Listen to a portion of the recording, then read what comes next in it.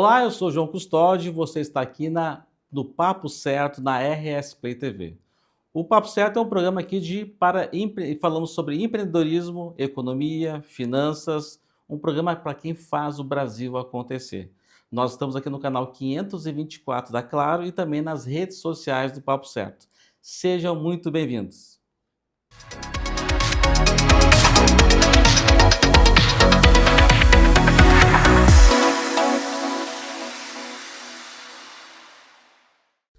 No programa de hoje vamos falar sobre bootstrapping versus investimento anjo.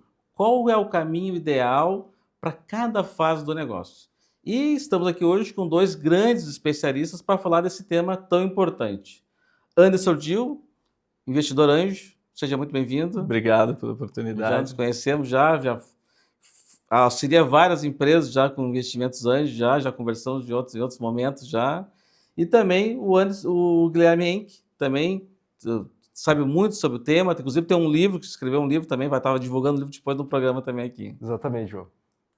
Bom, então já vamos para a nossa primeira pergunta, né, que o pessoal... Eu vou começar perguntando para o Anderson, quem está nos assistindo agora tem um termo talvez não está familiarizado, como eu não estava, que é o bootstrapping. O que é o bootstrapping? Bootstrapping é a jornada do empreendedor ali fazendo tudo com recursos próprios, né? Sem capital de terceiro, mas enfim, ele pode vender o carro para empreender, ele pode pedir dinheiro emprestado para o pai ou amigo, mas essa é a jornada onde ele segue ela por conta própria, sem recursos de terceiros. É isso que a gente chama de bootstrap no ambiente de inovação. Que é o caminho inicial que precisa, né? Aquele start. Né? Exatamente. Mas, Anderson, e qual o erro mais comum aí para a questão de quem está começando em relação ao fluxo de caixa? Perfeito.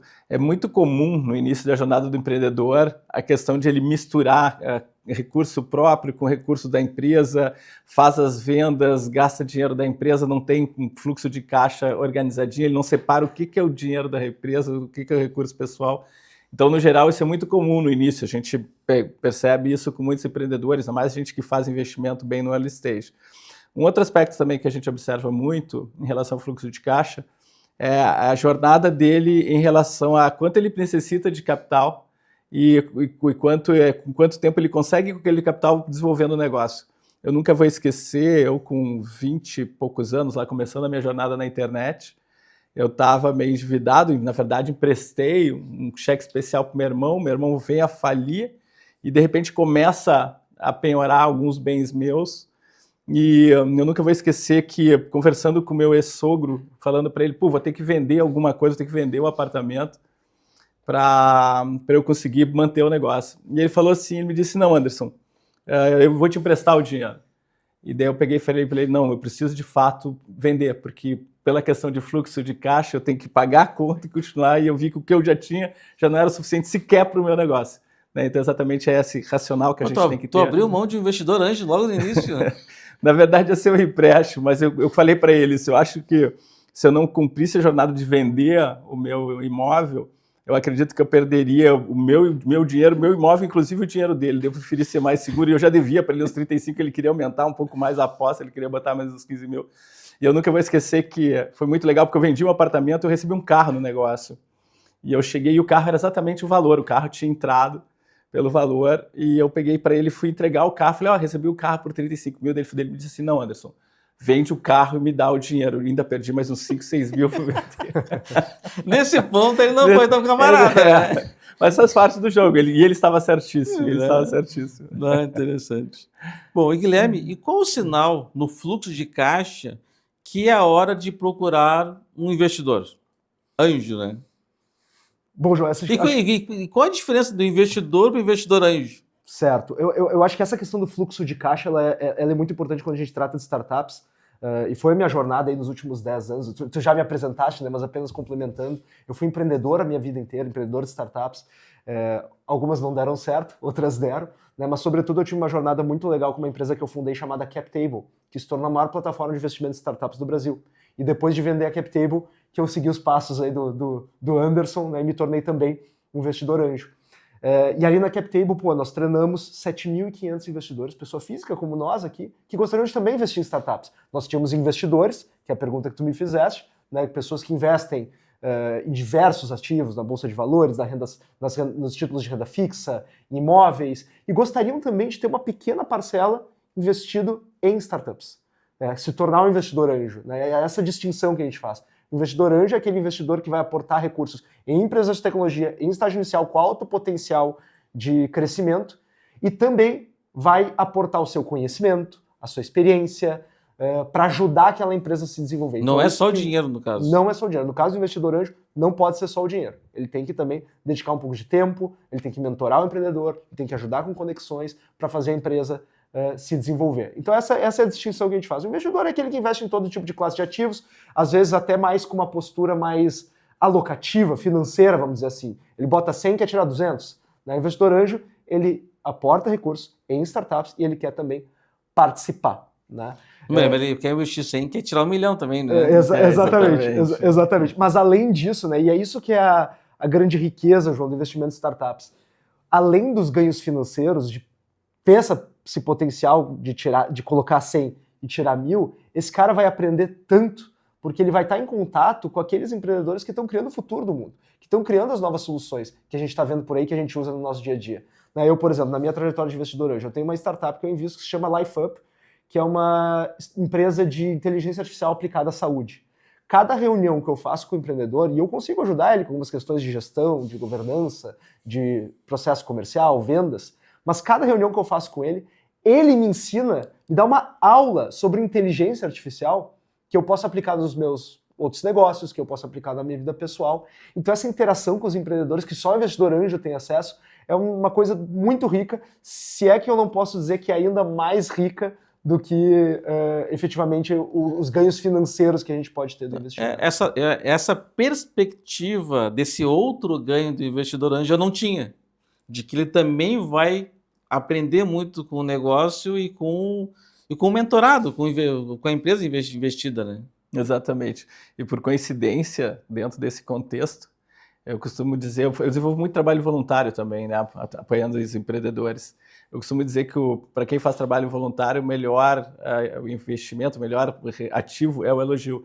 E ontem, por coincidência, teve um empreendedor que eu apoiei ele na jornada e ele falou assim: Anderson, incrível como mudou a minha vida. Então não é só o ativo financeiro, não é só o ativo de base de conhecimento, mas também o que tu cria de relacionamento com as pessoas que passam ao longo da jornada. Eu encontrei o Anderson lá no Salve Summit, lá o Anderson era vereador, né? Todo mundo comentava o Anderson, muitas vezes pessoas que tu já ajudou, o negócio que tu já tenha feito também. Né? A gente acaba impactando muita gente. O Inovativa Brasil é um programa que já acelerou mais de 10 mil startups. Eu estou fazendo trabalho voluntário lá há 7 anos. Então, inevitavelmente, a gente com certeza acaba fazendo diferença. O Guilherme não conhecia, mas já também pela CapTable. CapTable, isso mesmo. 7 mil pessoas. 7.500 investidores, pessoa física, que estavam investindo em startups pela primeira vez. E quantos investimentos já foram feitos pela plataforma? Até eu vender, 62 startups tinham feito 68 rodadas no total.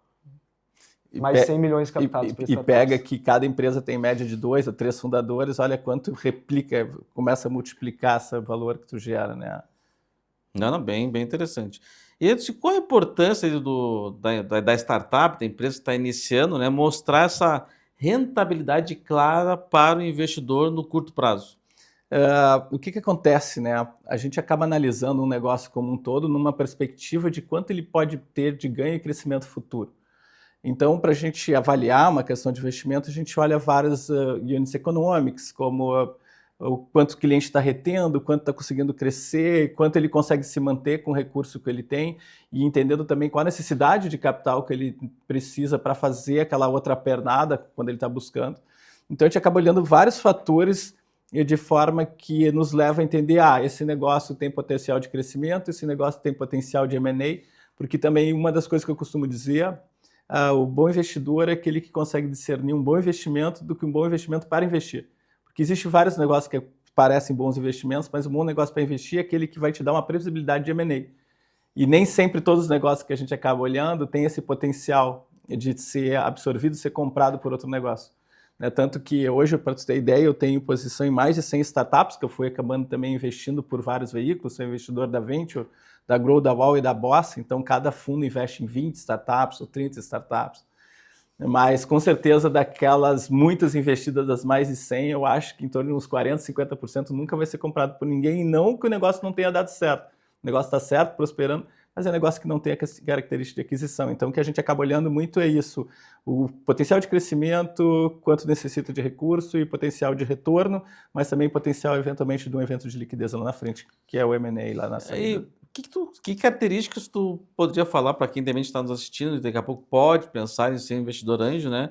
Que é essa característica de tu conseguir ver se essa empresa pode ser vendida futuramente, ou uma participação, ou na totalidade, né? Perfeito. O que acontece? Analisando pelo perfil e característica do investidor anjo, a gente sempre absorve, tenta entender o que a gente consegue entregar para o empreendedor, não tão somente além do recurso financeiro, porque a gente acaba aportando muito mais do que isso, porque o investidor anjo faz cheque lá de 20 mil reais, 50 mil reais, 100 mil reais, às vezes de forma coletiva, 500 mil reais para uma plataforma, por exemplo, que nem a da CapTable, que são vários investidores, eles chegaram a fazer investimentos de até 3, 4, 5 milhões de reais. Mas o que acontece? Para eu, particularmente, que faço investimento sozinho na startup, eu tenho que entender quanto esse negócio consegue crescer e quanto ele tem potencial de crescimento com aquele recurso e quanto eu consigo agregar para a lei de valor adicional. O que é valor adicional? Gerar novas conexões, gerar negócios, ajudar ele a fazer venda, ajudar ele no processo de gestão, ajudar ele na parte de gerir pessoas. Porque uma startup, ela começa lá de forma embrionária com 2 ou 3 pessoas, mas, por exemplo, hoje na PipeRun, uma investida minha, a gente prega 85 pessoas. Com o tempo ele tem um líder de people, tem um líder de vendas, né? Então, como é que tu fica ajudando continuamente esse empreendedor a se desenvolver a ponto de levar o negócio a um nível de crescimento que possa gerar aí a venda dele em algum momento? Pelo que tu falou, até o Guilherme pode complementar, que tem investidora, uma empresa pode ser boa para o Anderson investir e outra pode não ser boa e pode ser boa para o Guilherme. Depende do conhecimento. É o que a gente chama de tese de investimento. Cada investidor tem uma tese, a minha tese é muito alinhada à minha base e linha de conhecimento. Então é digital, consigo ajudar a crescer no digital. Ele está precisando de estruturar e desenhar canais, coisa que eu sei fazer muito bem, então eu procuro sempre, tanto que a minha tese, eu costumo, quando pergunto qual é a minha tese de investimento, eu falo que a minha tese de investimento é não perder dinheiro. A única forma de não perder dinheiro é fazer o negócio dando certo. É super importante essa questão que o Anderson está comentando da tese, né? E acho que é um dos principais erros, João, que os investidores de primeira viagem cometem. Eles saem para o mercado, começam a conversar com empreendedores, com startups, e os empreendedores, a gente sabe, né, Anderson, eles são, por natureza, treinados para encantar os investidores, encantar as pessoas. Eles são normalmente bons homens de vendas, né? Então, o investidor de primeira viagem, ele chega ali, conversa com o empreendedor, se encanta pelo negócio, mas ele não está entendendo as reais alavancas de valor, ele não está entendendo se ele pode gerar valor na interação dele com os empreendedores. Ele não está entendendo se aquilo se encaixa naquele conjunto de características que ele acredita que uma startup precisa ter para ter sucesso. Ele só está encantado emocionalmente com aquele papo do empreendedor. Então esse é o primeiro passo, a gente montar uma tese de investimentos.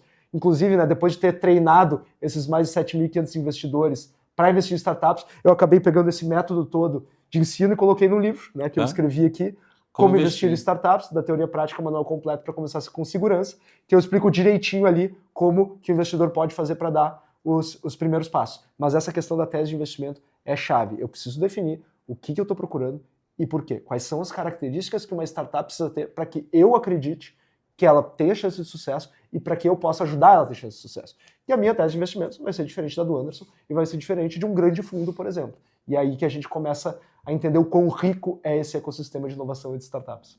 Não, é bem interessante. E acho que essa questão de capital próprio, capital de terceiros, é uma reflexão inicial. A startup de tecnologia já tem esse pensamento já, mas tem startup que não é de tecnologia e que às vezes não chega a pensar. Não sei se toda startup é de tecnologia, Anderson e Guilherme.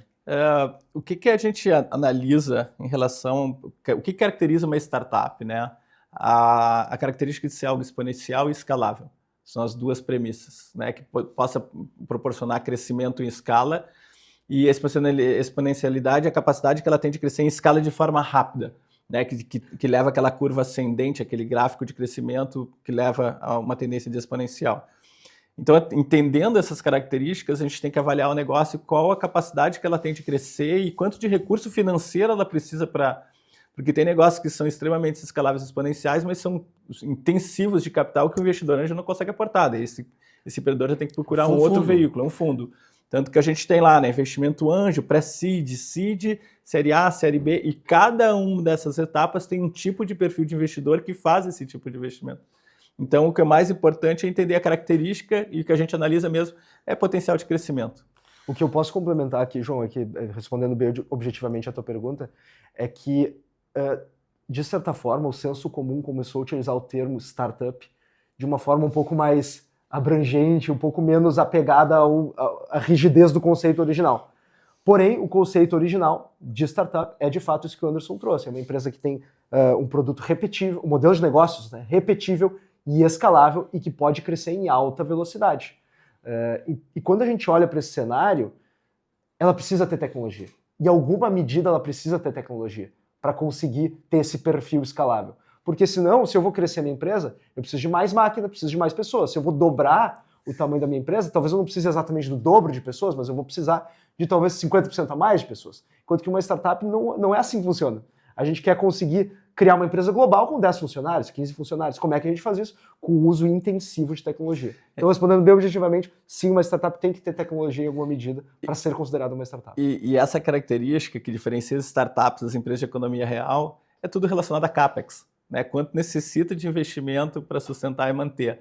E embora eu encontrei recentemente e estou me inserindo num negócio de economia real, que é uma indústria de scrubs e jalecos para profissionais da área da saúde. Eu descobri uma startup de produto, porque o profissional usa o produto na faculdade e vai utilizar até a aposentadoria. Então a gente chama isso de lifetime, né, o ciclo de vida que tem. Então tem recorrência e tem recompra. Então eu estou me aventurando em produto porque eu descobri, é uma empresa que nasceu no Covid, se chama Saritas, Scrubs e Jalecos. Eles nasceram no Covid, mas é uma empresa que em 5 anos já está faturando 15 milhões de reais. É uma empresa que cresce 30%, 35%, 40% ao ano. E exatamente com a característica da recorrência. Então, como tem muita recorrência, tem que descobrir uma startup de produto. Isso é curioso, é importante a gente fazer a distinção. Por exemplo, quando eu falo que uma startup ela tem que usar tecnologia em alguma medida para ser escalável, essa camiseta que eu estou usando aqui é de uma empresa que eu sou investidor, que se chama Basic Club. E a Basic Club ela é o que a gente chama de DNVB, que é uma sigla em inglês para dizer que é uma empresa que nasceu no digital, que tem natureza digital, mas que também desenvolve algum produto físico. Então o que a Basic Club faz? A Basic Club não tem loja física, a Basic Club não tem uma fábrica para produzir, indústria têxtil, não tem. A Basic Club fica responsável por desenvolver a marca e os canais de distribuição nos meios online.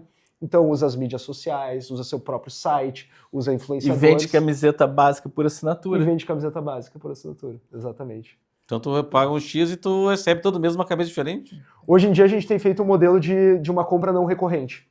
A gente tem feito um modelo um pouco diferente, assim, mais parecido com o que seria talvez numa loja tradicional. Porém, todos os canais de aquisição e toda... São digitais. Enfim, o branding que a gente faz por trás é tudo digital. Uma marca de baixíssimo custo, nós não temos fábrica, não temos máquina, não temos loja física, não temos representantes comerciais, é tudo feito dentro do digital. Por trás disso tem um produto físico que a gente desenvolve fornecedores de alta qualidade para nos fornecer. Exatamente dessa forma que está posicionada essa marca de Scrubs. A gente distribui e vende online, não tem indústria, tudo terceirizado. E o foco deles é só comprar matéria-prima, vender e distribuir, utilizando muito dos canais digitais, que isso proporciona escala. Daí não tem limite e não tem também barreira territorial. E se usam scrubs de jalecos no mundo inteiro. Ah, interessante. No mundo inteiro? No mundo inteiro. É uma ferramenta médica.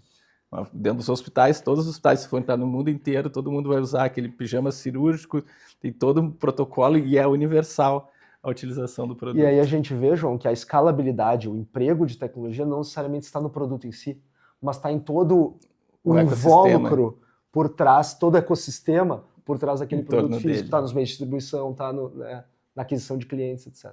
E Anderson, como é que tu avaliou a saúde do fluxo de caixa de uma empresa que está, a empresa seed, que está em bootstrap parcial? Então, quando a gente chama uma startup em estágio seed, ela já passou pelo anjo, pelo pré-seed, é uma empresa ali que, se for captar, ela está captando algo na faixa de 1,5 milhão até 5 milhões de reais. A gente está imaginando que já é uma empresa que já tem um faturamento em torno de uns 300, 400 mil reais. O que a gente acaba avaliando, né? A necessidade de caixa necessário para expandir crescimento. A gente tem um termo que a gente utiliza ali que é o runway, né? Entender por quanto tempo ele sobrevive por conta própria com o recurso que ele tem e por quanto tempo ele vai queimar do recurso adicional que a gente vem a entregar e sempre mirando eliminar o Vale da Morte, né? Mas geralmente uma empresa em estágio seed já superou a curva de Vale da Morte.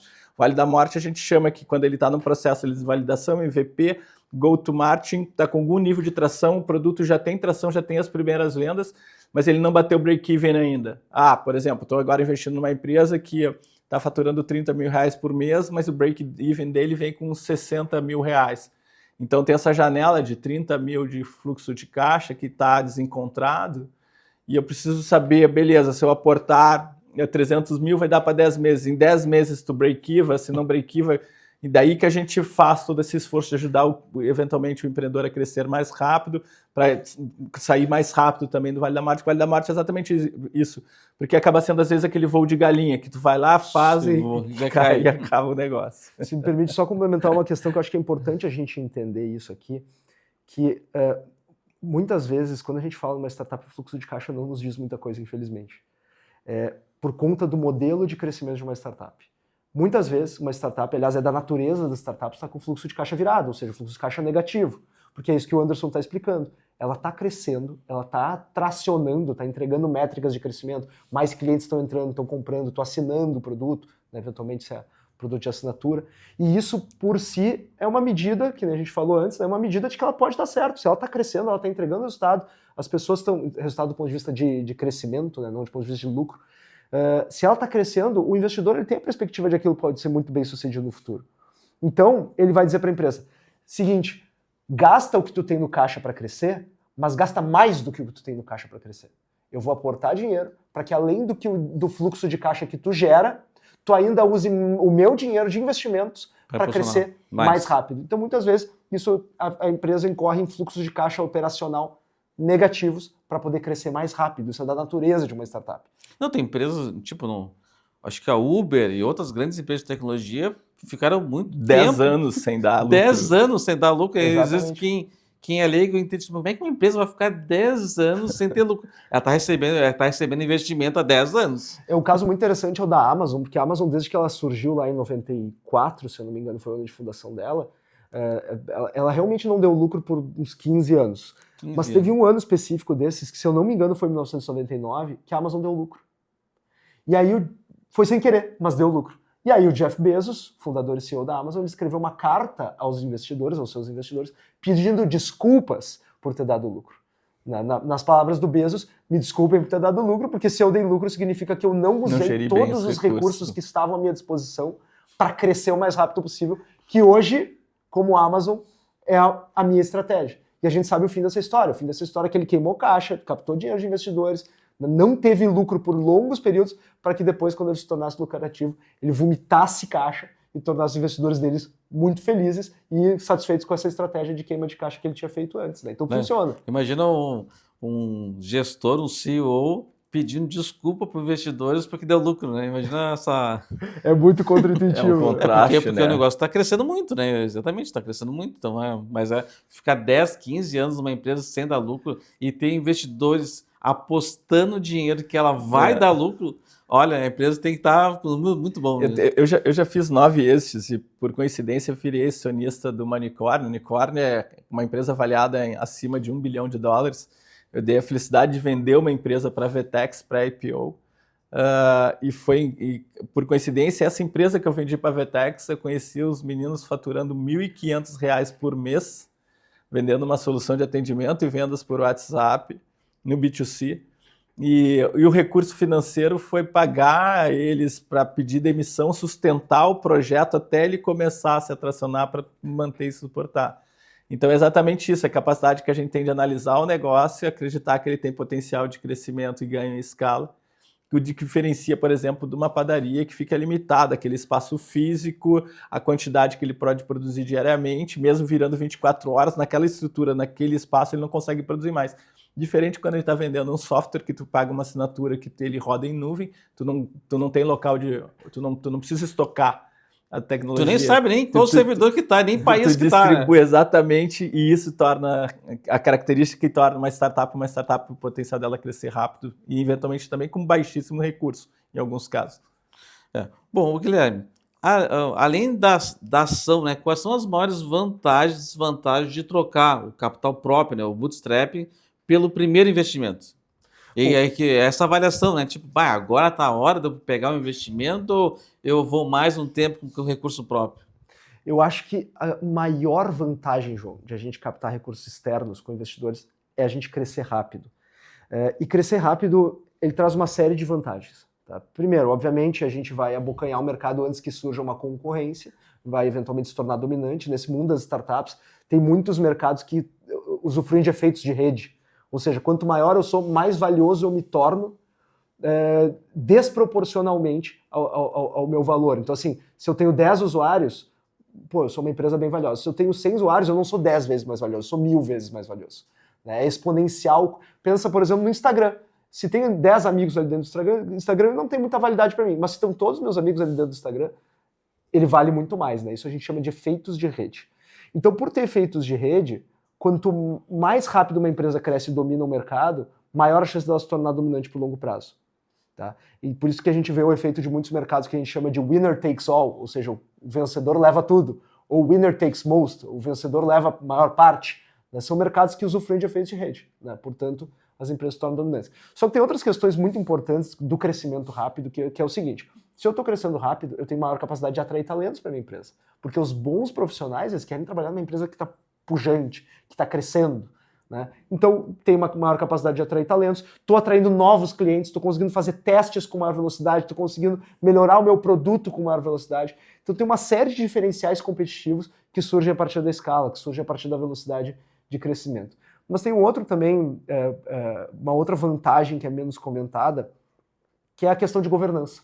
Se eu vou captar um recurso com investidor externo, eu passo a ter uma necessidade que antes eu não tinha, de prestar contas para alguém, de fazer as coisas direitinho, de documentar, de ter uma governança bem estabelecida, ter regras claras, ter um processo jurídico bem feito, que a empresa seja segura do ponto de vista jurídico.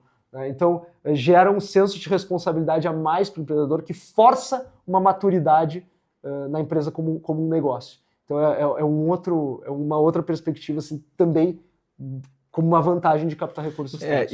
E além disso, eu trago também tudo que tu traz para dentro de casa de experiência dos teus investidores. Porque, por exemplo, pega um investidor anjo que domina a estruturação de canal, pega um fundo que está acostumado a trabalhar com negócios B2B, por exemplo, a Obsidian, do Marcelo Hoffman lá.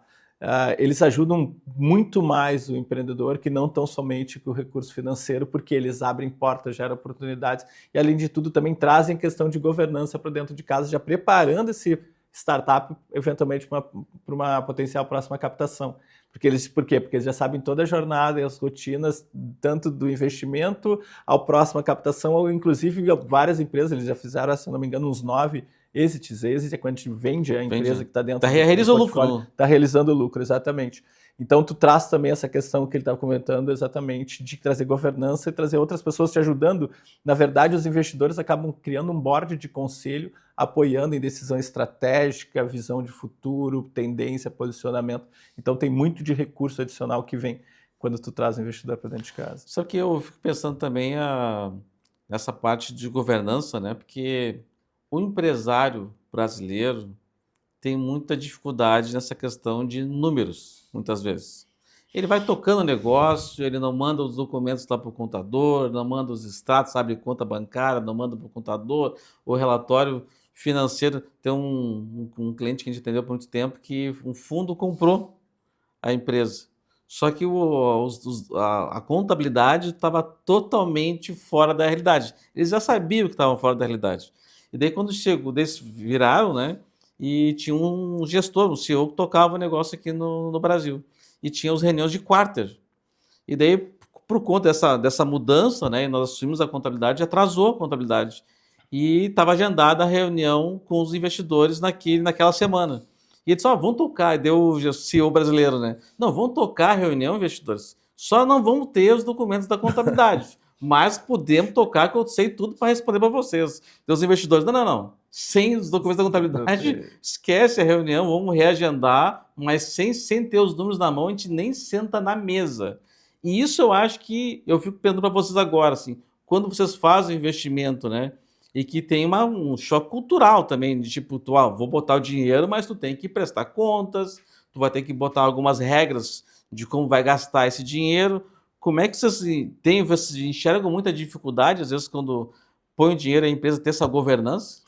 Cara, tem casos e casos. E eu participo e vivo isso meio que com constância por participar de vários veículos onde, de tempos em tempos, eles têm que fazer reporte para os investidores. Então, agora, esses tempos, num dos veículos, estavam apresentando e estava faltando a startup X.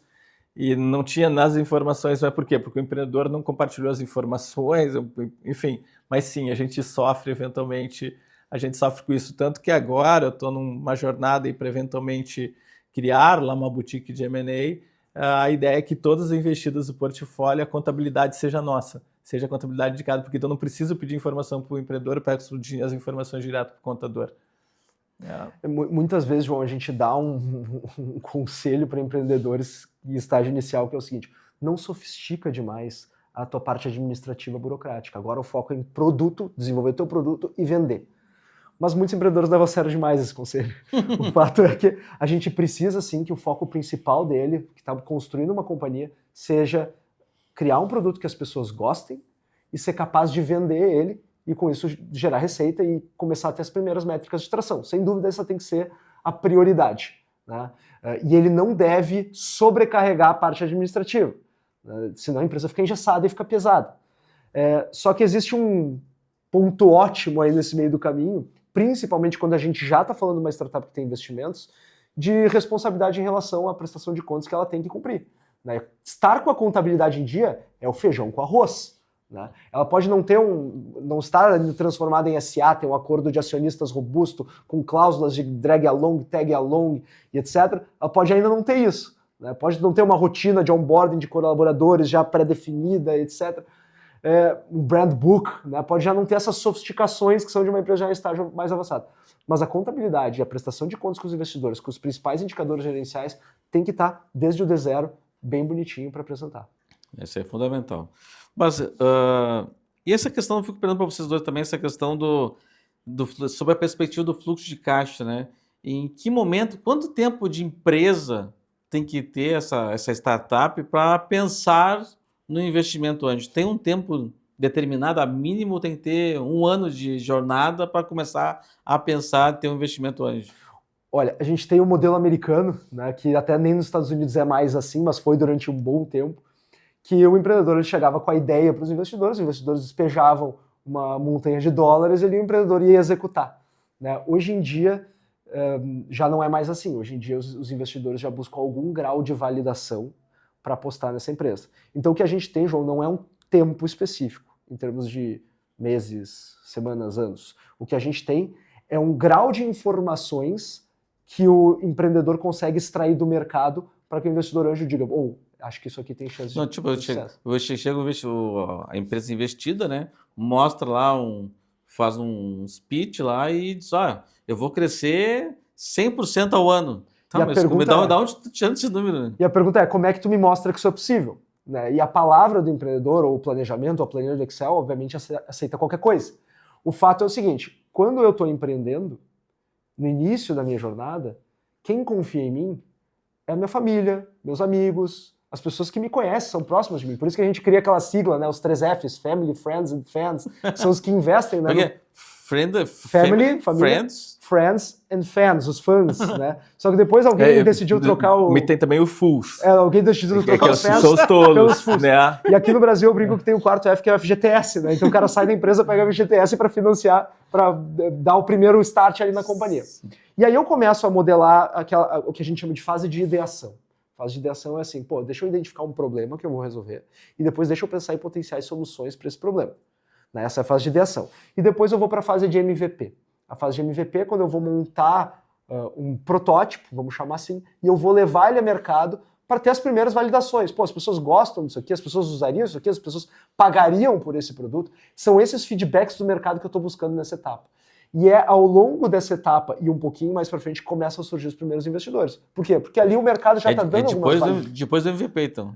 Durante o MVP para depois do MVP. Claro, tem investidores anjos que apostam ainda na etapa da ideação, mas é menos comum aqui no Brasil a gente observar esse tipo de comportamento.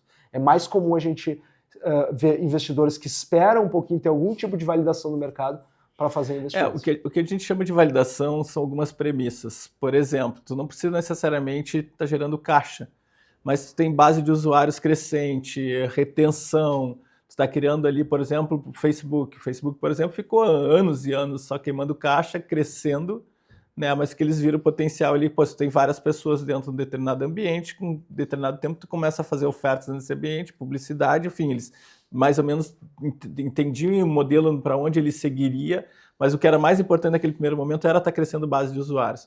Então, eu particularmente que faço investimento anjo em fase bem inicial, aí já comentei contigo, já botei dinheiro em PowerPoint, mas já perdi dinheiro também, eu não tenho mais por hábito colocar dinheiro em PowerPoint, mas no geral a gente pega algum nível de validação. O que é o nível de validação? Por exemplo, número de clientes pagantes. Eu vou trazer de novo, por exemplo, aquela startup que eu acabei vendendo para a Vetex. Os meninos só estavam faturando R$ 1.500 por mês, quando eu conheci eles. Mas eles estavam vendendo uma solução a R$ 4,90. Para tu ter um faturamento de R$ 1.500 vendendo uma solução a R$ 4,90 no B2C, eles tinham mais de 300 clientes pagantes. E é o racional que eu fico... Isso para mim já era uma super validação. E outra característica que eu vi que tinha muito potencial o negócio, ele já estava em utilização de forma orgânica em outros 20 países. Eu falei, não, opa, aqui tem dinheiro na mesa. Entendeu? De tanto que eu falei para eles, olha, eu invisto, mas vamos fazer diferente. Eu preciso que um cliente me pague R$ 500 por ano. Se eu conseguir fazer uma venda por R$ 500 por ano, no digital eu me garanto, eu faço 10 mil vendas, que daria lá um negócio que faturaria uns 5 milhões de reais, that's ok, tá bom? E foi legal que eu fui bater no primeiro cliente e não consegui vender, fui bater no segundo potencial cliente e não consegui vender, no terceiro eu consegui fazer a venda. No momento que eu consegui fazer uma venda por R$ 500, eu falei para eles, vamos lá, quanto é que vocês precisam de dinheiro, vamos construir esse negócio juntos. É muito legal esse caso que você está contando, Anderson, porque as validações que a gente precisa ter nessa etapa, para ter confiança de que essa etapa vai dar certo, é o seguinte, o produto encaixa com o mercado, as pessoas querem usar, as pessoas gostam. O que a gente chama de product market fit, né? Exato, e o que o Anderson está trazendo é o seguinte, eu não tinha receita quase ainda, era R$ 1.500 por mês, mas eu já tinha indicativos que me permitiam concluir de que as pessoas amavam esse produto. Elas já estavam usando de forma orgânica em 20 países. Né? E tem outra característica. No Brasil, isso foi 2018, eu vendo várias empresas querendo fazer site, fazer app, todo mundo estava numa onda de app, super apps, era o que mais se falava na época, e de repente tu já tem uma solução que está na mão de 120 milhões de brasileiros. Eu falei, não, aqui tem jogo. É só transformar essa ferramenta que já está na mão deles numa ferramenta de atendimento e vendas que eu escalo esse negócio, e foi o que deu certo. Não precisa baixar mais um app, tá? Já está ali. Não precisa, já está ali. Né? Tanto que hoje, se fosse hoje, virou commodity, porque eu acho que deve existir mais de 1.500 soluções fazendo isso. Mas para nós foi aquela questão de timing, questão de oportunidade, porque bateu o Covid, nós éramos a melhor solução de atendimento e vendas no WhatsApp no Brasil. E a Globo no Big Brother, a Óticas Carol utilizando a nossa solução com QR Code para fazer venda, as pessoas lendo o QR Code e levando para o WhatsApp para as pessoas venderem óculos. Daí a gente estourou, a gente começou a atender Reserva, Natura, Arezzo, Balduco, Pernambucanas, Hering, enfim, Track and Field, daí a gente explodiu, a gente foi de 30 mil de MRR para 300 mil no ciclo de 12 meses. Aí foi uma loucura. E eu perguntar para vocês também, às vezes o empreendedor, né, ele tá sentindo se o negócio está crescendo devagar, mas está crescendo um capital próprio, né? Mas ele fica assim, pá, mas se eu abrir meu capital, se eu abrir meu espaço para o investidor anjo ou para outro tipo de investimento em startup, ele vai diluir essa participação. Ele tem 100% do negócio, né? E daqui a pouco, pá, mas eu vou abrir meu capital e não vou ter mais 100%. O que vocês podem falar para esse empreendedor que está começando e tem essa dúvida cruel, vou perder 100% da minha empresa? Interessante isso, porque, e inclusive um dos meus maiores argumentos para eu me vender como investidor é quando eu estou conversando com o empreendedor. Eu pergunto para ele, tu prefere 100% de uma empresa de 1 milhão, 90% de uma empresa de 10 milhões, 80% de uma empresa de 50 ou 70% de uma empresa de 100? Eu vou te ajudar a construir a empresa de 100. E essa é a diferença. Por isso, eu vejo que tem muito empreendedor que tem essa questão do apego ao equity, E é um apego completamente desnecessário, porque o custo de oportunidade para aquela pessoa que tu está trazendo, o que ela pode trazer de capital intelectual a mais, portas que pode abrir, tanto que eu costumo dizer para o empreendedor, né, o melhor dinheiro para o empreendedor é o dinheiro do cliente. Por isso que uma das minhas coisas em relação à tese de investimento, eu só me insiro aonde eu consigo vender. Se eu não consigo vender a solução, eu não me insiro no negócio. Porque, no meu ponto de vista, sou da teoria que nenhum negócio precisa de investimento. O que ele precisa ter um bom produto que tenha aderência ao mercado. E se ele tem aderência ao mercado, a gente vai lá e ajuda a vender. É lógico, tem alguns casos muito específicos, mas daí foge completamente a minha tese. Não invisto, que é diferente, por exemplo, na Warren. Eu entrei na Warren quando eles estavam recebendo 120 milhões de série B, eu entrei com eles para construir uma squad lá num processo de vesting, mas era um negócio que era muito intenso de capital, tanto que eles receberam 25 milhões em série A, 120 milhões em série B e 300 milhões em série C. Mas daí são negócios diferentes, com características diferentes, mas daí está ligado à tese de cada investidor, o que eles entendem. Mas a questão de apego ao equity, o que eu citei empreendedores assistindo a gente com certeza. não se apegue, mas procura trazer pessoas boas para te ajudar a crescer na jornada. Eu acho que o programa está dando essa mensagem, né, que esse investidor anjo não é só dinheiro. Eu acho que isso é uma coisa importante. Você trazendo conhecimento, experiência, canais, rede de contatos, isso faz uma diferença. Vale tanto ou mais como dinheiro, muitas vezes. Vale muito mais que dinheiro. Eu costumo dizer para o empreendedor, tu prefere que alguém invista 500 mil reais por 10% da tua empresa ou alguém que te traga 50 mil reais de novo MRR em 6 meses? Porque o dinheiro do investimento acaba, o dinheiro do cliente não acaba, ele acaba vindo uma recorrência e tu fica empilhando receita ao longo do tempo. Tem duas ponderações que eu acho só importante fazer aqui. Acho que a primeira delas é que assim, a gente fala que realmente o investidor ele tem que aportar muito mais do que só o dinheiro. Ele aporta muitas vezes e ele atalha anos, às vezes, na trajetória de empreendedor com alguma conexão que ele faz, com alguma ideia que ele dá, com alguma sugestão, alguma mentoria. Mas o investidor ele tem que entrar numa companhia sabendo que quem está com a mão no volante e tem que ficar com a mão no volante é o empreendedor. É o empreendedor que tem a visão para o negócio, é o empreendedor que dorme e acorda todos os dias pensando no negócio, e é o empreendedor que está tomando o maior risco daquele negócio. Porque se aquele negócio não der certo, quem é que mais se dá mal? O empreendedor que está dedicando a vida inteira dele àquilo ali. Né? Então, por conta de tudo isso, o investidor ele tem que entender que ele está entrando para ajudar, e não para mandar, não para brigar, não para tentar forçar a opinião dele em cima do empreendedor.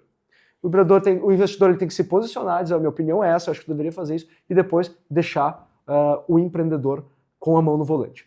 E a segunda ponderação que eu acho importante fazer, e até atentando um pouquinho contra o nosso patrimônio aqui, existe sim, João, tudo que a gente vem conversando até aqui em termos de vantagens de eu captar recursos com investidores terceiros.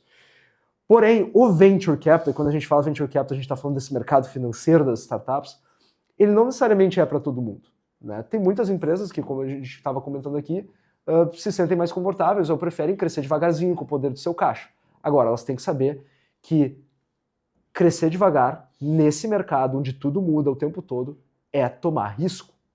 E se elas decidirem crescer com as próprias pernas, é porque elas estão entendendo que as nuances específicas do mercado que elas atuam permite isso, e não porque elas têm um apego emocional ao seu equity. Então, eu acho que essa distinção é importante fazer. O empreendedor, ele não necessariamente precisa sair pegando dinheiro de terceiros, queimando caixa, né, tendo prejuízo, que a gente falou aqui, que é uma estratégia válida. Não necessariamente. Mas, porém, ele tem que saber que isso é um instrumental que funciona, esse é um instrumental que, às vezes, pode colocar a startup num diferencial competitivo perante sua concorrência, que significa ganhar o jogo. E ainda nessa linha que o Guilherme está comentando, eu já tive caso de startup minha que optou por não captar, e a gente perdeu uma janela de fundraising generosa, de múltiplos de 10x, de 2019, 20, 21 até 23, a gente conseguia captar 10 vezes a ARR, quanto a empresa fatura, multiplica por 10 ali, gerava valuation.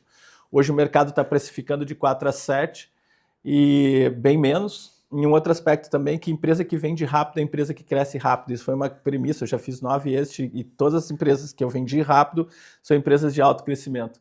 Né? Porque quem está comprando não está só comprando a visão de presente, mas está imaginando que ela vai continuar crescendo e entregando aquele potencial de crescimento para ter um ganho lá na frente. E entendendo isso, é importante que tu saiba, tenha bem claro as janelas de captação, qual o melhor momento para captar, né? E, inclusive, captar com recursos, com valuations esticados, uma empresa que está crescendo 40%, 50% ao mês, eventualmente consegue captar em 10x, por quê? Porque se eu não captar hoje, esperar 5, 6 meses, a empresa já vale o dobro e o investidor está perdendo o custo de oportunidade de fazer investimento agora, porque se ele esperar 6 meses essa janela, ele já vai pagar muito mais caro. Né? Então tem essas características, nuances também que acabam fazendo diferença. Temos aqui o Guilherme e o Anderson, que eles têm já uma caminhada grande essa parte de investimento anjo, de investir em startups.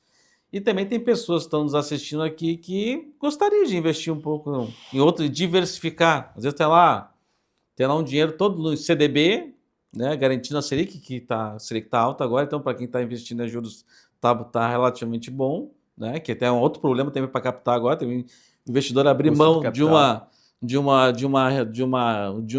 juros que está pagando bem para investir numa startup, se não convencer o crescimento, não vai tirar da aplicação. Mas os caras querem, ó, se eu vendesse um imóvel agora, vou vender, vou entrar no meu caixa em 1 milhão. Vou deixar tudo em CDB. Mas vou deixar 80% no CDB, mas 20% eu quero investir em startup. Mas ele não sabe em qual startup investir.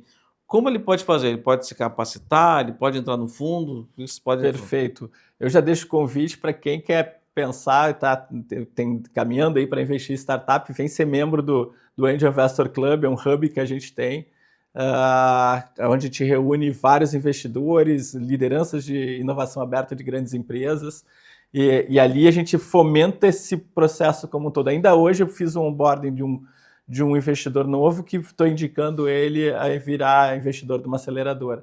E não investir sozinho, não sugiro para ninguém se aventurar, né? Se aproxima primeiro, aprende um pouco com a gente e depois vai ao mercado. Porque a única certeza que eu tenho e que eu dou para qualquer investidor de startup é que tu vai perder dinheiro. A tendência é que tu tem que ser bom o bastante para conseguir mais ganhar do que perder, porque sempre vai ter algumas apostas que vão dar errado. Sabe essa coisa de investir sozinho, né? Eu conheço uma pessoa que é um grande investidor na área imobiliária aqui no nosso estado, especialmente em Porto Alegre, que é de família, já tem vários imóveis, centenas de imóveis aqui na região metropolitana, e ele disse, João, no passado eu construía prédio sozinho, eu comprava prédio sozinho. Hoje eu não faço mais, eu sempre compro com mais 3, 4 ou com mais pessoas para dividir risco. Para dividir a responsabilidade. Mitiga risco, mitiga responsabilidade. Tem pessoas te ajudando a construir isso junto, tá te aconselhando com outras pessoas que têm um pouco mais de experiência, ou senão tu tá tendo uma complementariedade de experiências. Um é bom em marketing, outro é bom em produto, outro é bom em finanças. Então, com certeza, essa questão de tu estar próximo. Tanto que no Angel Investor Club nós somos um hub lá com mais de 420 membros, e no Founders Club, que é para quem quer empreender, eu tenho um hub para founders também, que se chama Angel Founders Club. No Founders Club a gente tem mais de 700 empreendedores que juntos faturam mais de 130 milhões de reais por mês, né? Tem desde 0 de faturamento até algumas pessoas faturando 7 milhões de reais por mês.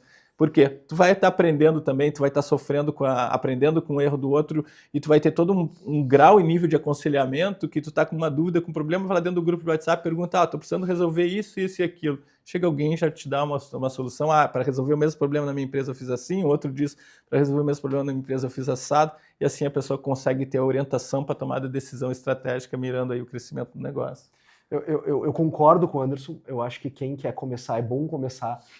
Existem várias formas, João, da gente investir em startups. A gente pode se juntar a uma aceleradora, a gente pode se juntar ao grupo de investimento anjo, a gente pode ir por uma das plataformas, como a CapTable, que foi a empresa que eu fundei, né, para começar com aportes menores ainda, mas sempre fazendo isso em grupo para ir aprendendo e entendendo como é que funciona esse ecossistema. Bom, mas daí o investidor que ele quiser se aventurar e começar a fazer aquilo que eu e o Anderson fazemos, que é fazer investimento anjo direto, aí ele tem que entender uma particularidade do mercado das startups. Diferente da Bolsa de Valores, que eu posso ir lá comprar uma ação e tem liquidez, né? Compro uma ação da Petrobras, vendo uma ação da Petrobras, aqui não é assim que funciona. E as melhores startups é que procuram seus investidores, que encontram seus investidores, não o contrário. Eu não posso ir ao mercado, ter um cardápio e escolher em qual startup eu vou investir. As startups, elas escolhem os seus investidores, por aquilo tudo que a gente estava falando aqui. Quando o investidor investe numa startup, a startup quer usufruir dos conhecimentos, das experiências do investidor, o investidor ele quer ajudar a startup também a aprender com o empreendedor ao longo desse processo. Então as melhores startups escolhem o fundo que elas querem que invista nelas, elas escolhem o investidor anjo que quer que elas invistam nelas, e é assim que funciona esse mundo. Então, quem quer investir diretamente em startups e ter acesso às melhores delas, tem que construir a sua reputação como investidor. Como é que faz isso? Primeiro aprendendo como é que funciona esse mercado, juntando com as suas expertises, com os seus conhecimentos que essa pessoa já traz, e começar a ajudar, mentorar, participar de programas. Aí, por exemplo, aqui em Porto Alegre nós temos programas de aceleração do Instituto Caldeira. Eu sou mentor lá no programa, acredito que o Anderson também seja. Então a gente começou a mentorar aquelas startups e aí a gente começa a espalhar a notícia de que a gente consegue ajudar as startups com algumas necessidades específicas. E a gente começa a construir nossa reputação de investidor. Né? Nós lá na CapTable, por exemplo, quando nós fomos captar nossa primeira rodada, nós fomos atrás, nós éramos uma fintech, empresa de tecnologia para o mercado financeiro. Nós fomos atrás das pessoas que mais entendiam de fintech no Brasil, que é o Pedro Englert, o Eduardo Glitz e o Marcelo Maisonave, que são sócios da Startse, que eram sócios antigamente lá da XP Investimentos. Por que a gente procurou eles? Porque eles entendem de fintech, eles entendiam do nosso mercado. Então o investidor, que ele quer ter acesso às melhores oportunidades, ele tem que construir essa reputação como alguém que ajuda, como alguém que entende, como alguém que tem capacidade de alavancar o crescimento de uma startup. E eu tenho também uma ajuda aqui, me presta o teu livro aqui. Olha, para quem está pensando em começar a investir em startups, aqui a dica. Compra o livro do meu amigo Guilherme Eng, que já começa por aqui. Eu não podia perder a oportunidade de fazer o jabá, né? Muito obrigado, te agradeço. Te agradeço. Acho que antes de procurar uma aceleradora ou um grupo de investidor anjo, o primeiro passo de fato é o livro. Bom, e talvez o Guilherme antes, mas quais são as principais cláusulas, né, que tanto para o investidor anjo quanto para o investido é importante ter no contrato e como atamente atrelar isso a um fluxo de caixa? Ó, tem que atingir um fluxo de caixa X para mim poder continuar investindo, ou também se investe, vou investir 100 mil nessa empresa, vou dar os 100 mil de uma vez só ou vou dar aos pouquinhos? Legal. Geralmente esse arranjo vai de caso a caso, mas geralmente a gente faz todos os aportes no máximo em 2, 3 vezes, mas sempre dentro do mesmo ciclo, dentro do mesmo ano.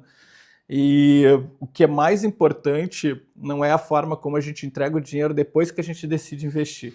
Na verdade, as nossas maiores premissas estão nas análises dos units economics, ali das informações de valor de venda, quanto precisa de caixa, entender se o produto de fato está pronto, se o produto entrega, entender se o produto tem PMF.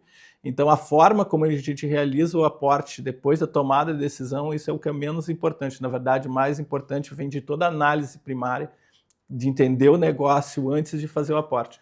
Então, entender quem são os fundadores, entender se tem multidisciplinariedade. Eu cheguei meu número mágico é 3, porque numa empresa de base tecnológica, para mim, tem que ter quem venda, quem code, quem entrega. Então, tem que ter o cara que cria o produto da parte de tecnologia, alguém que coda, tem que ter quem venda, que faça da porta para fora, e tem que ter quem entregue da porta para dentro. Então, por coincidência, essa característica da Switch Share, característica da Mais Retorno, característica da Pipe Run.